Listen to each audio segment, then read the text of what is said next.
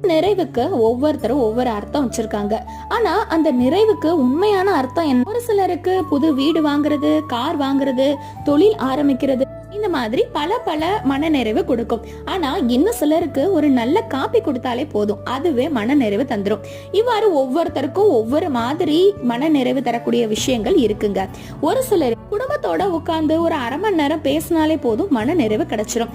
குழந்தைகளுக்கு என்னது, நல்ல விளையாடணும், நல்ல டிவி பார்க்கணும், நிறைய சாக்லேட் சாப்பிடணும், இன்னும் கொஞ்சம் பெருசா வளர்ந்தா நிறைய மார்க் எடுக்கணும், நல்ல வேலைக்கு போகணும், இந்த மாதிரி சின்ன சின்ன கனவுகளும் ஆசைகளும் விரிவடையுது. இந்த விரிவடையக்கூடிய ஆசைதான் சிக்கலாவும் மாறுது.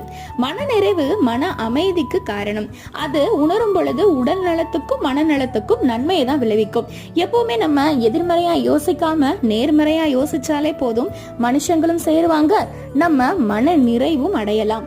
ஒவ்வொருத்தருக்கும் ஒவ்வொரு மன நிறைவு தரும். நல்லதையே பேசுவோம்.